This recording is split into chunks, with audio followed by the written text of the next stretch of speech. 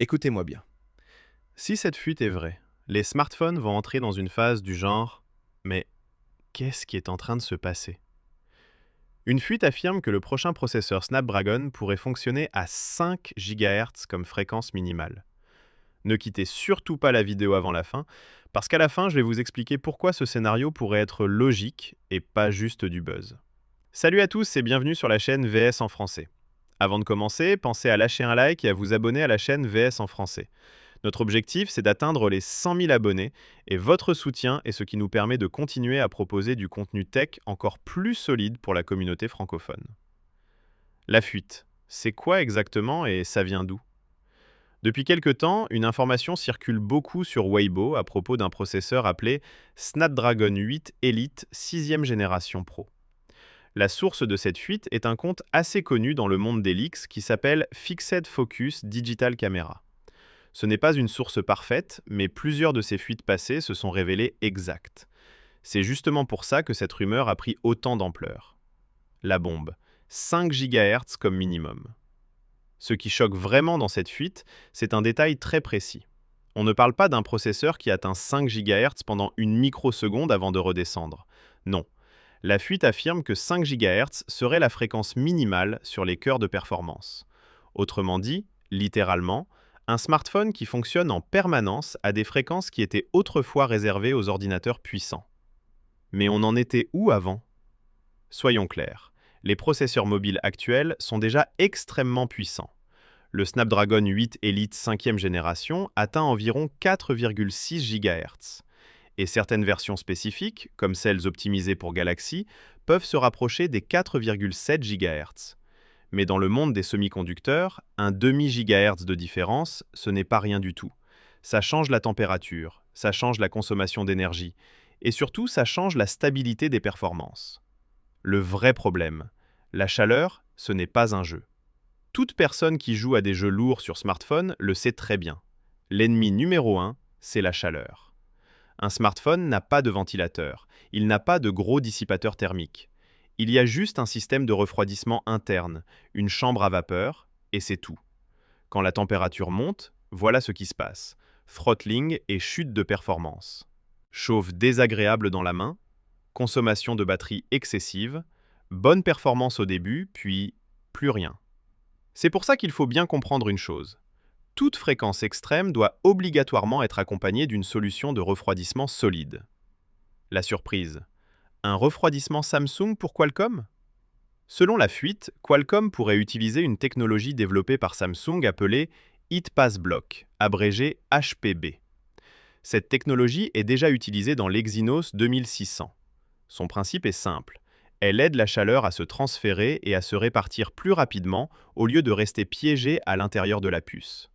Samsung affirme que cette technologie améliore la résistance thermique d'environ 16%. Et dans le monde des processeurs, 16%, c'est une amélioration très respectable. Le plus fou, des tests entre 5,5 et 6 GHz. Et là, c'est le moment où tu dis « Attends, quoi ?» La fuite indique que les premiers tests internes auraient atteint entre 5,5 et 6 GHz. 6 GHz sur un smartphone? À ce stade-là, le téléphone devient presque un ordinateur avec une caméra, et plus simplement, un appareil de communication. La fabrication, TSMC en 2 nanomètres. Autre point important mentionné par la fuite, le processeur serait fabriqué par TSMC avec une gravure en 2 nanomètres, appelée N2P. En général, ça signifie une meilleure efficacité énergétique, plus de performance à consommation égale, un potentiel de chauffe réduit. Mais attention, ce n'est pas de la magie. Ça aide énormément, oui, mais seulement si le design global est bien maîtrisé. Concrètement, qu'est-ce que ça change pour toi? Oublions les chiffres 2 secondes et parlons d'usage réel. Si tout ça se confirme, tu verras une différence dans l'ouverture des applications et la navigation ultra fluide, les jeux lourds avec des réglages plus élevés et une meilleure stabilité, la photo et la vidéo, surtout avec le traitement IA, l'émulation qui deviendrait plus puissante et plus accessible, même si elle dépend d'autres facteurs. Mais le point le plus important, c'est la stabilité. Parce que la puissance sans refroidissement, c'est juste de la puissance pendant 5 minutes. Comparaison rapide avec Apple. Apple, de son côté, ne communique presque jamais sur des fréquences en gigahertz. Il se concentre sur l'efficacité, le design de l'architecture et les performances réelles. Résultat, Android peut afficher des chiffres plus élevés, tandis qu'Apple propose souvent une expérience plus stable, plus silencieuse et mieux maîtrisée. Au final, ce n'est pas une course aux chiffres, c'est une course à performance, stabilité, température et autonomie. Fuite crédible ou exagération totale? Soyons honnêtes, c'est une fuite, donc rien d'officiel. Mais plusieurs éléments rendent ce scénario possible. La gravure en 2 nanomètres des solutions de refroidissement plus avancées. Qualcomm a déjà atteint 5 GHz sur des puces destinées à des appareils plus grands, le lancement prévu dans la seconde moitié de l'année 2026 leur laisse du temps pour peaufiner le design. Et il est aussi question de 2 versions, une version standard et une version Pro. Et clairement, la version Pro serait la plus extrême. 2 versions, standard et Pro plus mémoire et stockage plus rapide. Selon les informations actuelles, il y aurait le Snapdragon 8 Elite 6e génération et une version Pro. La version Pro supporterait de la mémoire LPDDR6, du stockage UFS 5.0, ce qui se traduirait par des gains de vitesse dans le chargement, les transferts de données, l'ouverture des jeux, le multitâche. Mais soyons réalistes, les smartphones équipés de ce monstre de puissance seront très probablement des modèles haut de gamme et donc assez chers. Section Questions fréquentes. Une fréquence élevée signifie-t-elle toujours de meilleures performances? Non, pas forcément. La fréquence n'est qu'un élément parmi d'autres. Le nombre de cœurs, l'architecture, la taille du cache, la puissance du GPU et surtout l'efficacité globale du système jouent un rôle énorme. Parfois, un processeur avec une fréquence plus basse offre de meilleures performances parce qu'il est mieux optimisé et plus stable thermiquement. Pourquoi les smartphones chauffent-ils plus vite que les ordinateurs? Parce que l'espace dédié au refroidissement est extrêmement limité. Il n'y a ni ventilateur, ni gros dissipateur thermique. La batterie et le châssis sont très proches du processeur, donc la chaleur se ressent immédiatement. Un ordinateur dispose de plus d'espace et de solutions de refroidissement bien plus puissantes. Quelle est la différence entre throttling et chaleur normale?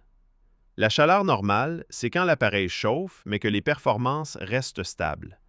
Le throttling, c'est quand le système réduit volontairement la fréquence et la consommation pour éviter les dégâts, ce qui provoque des saccades et une chute des performances. La gravure en 2 nanomètres garantit-elle moins de chauffe? Elle aide, mais elle ne garantit rien. Une gravure plus fine améliore l'efficacité, mais si la fréquence est poussée trop haut ou si le refroidissement est insuffisant, la chauffe reste un problème. Tout dépend de l'équilibre entre gravure, design, refroidissement et logiciel. La mémoire LPDDR6 et le stockage UFS 5 font-ils une vraie différence pour l'utilisateur moyen? Oui, mais pas pour tout le monde. La différence est plus visible dans les applications lourdes, le multitâche intensif, les transferts de gros fichiers et la vidéo haute résolution. Pour un usage léger, l'écart sera moins perceptible. L'émulation dépend-elle uniquement du processeur? Non. Elle dépend à la fois du processeur et du GPU. Beaucoup d'émulateurs reposent fortement sur les performances en monocœur, mais le GPU et les pilotes graphiques sont tout aussi importants. Ce n'est jamais juste un processeur puissant et c'est fini.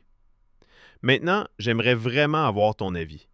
Est-ce que tu penses qu'atteindre 5 GHz et plus sur un smartphone devient quelque chose de normal avec l'évolution de la gravure et du refroidissement?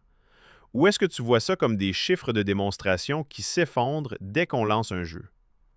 Personnellement, je pense qu'on entre dans une nouvelle phase. Le smartphone n'essaie plus de rattraper l'ordinateur.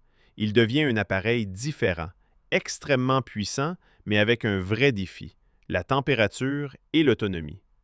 Et surtout, ne te laisse pas aveugler par les chiffres. Ce qui compte vraiment, c'est combien de performances stables il peut maintenir et combien de temps il peut tenir sans se transformer en four. Si la vidéo t'a plu, n'oublie pas le like et abonne-toi à la chaîne VS en français. Notre objectif, c'est d'atteindre les 100 000 abonnés et chaque abonnement aide la chaîne à grandir et à faire vivre la communauté tech francophone. Dis-moi aussi en commentaire, Selon toi, quel sera le premier smartphone à embarquer ce processeur? Samsung, Xiaomi, OnePlus ou une autre marque?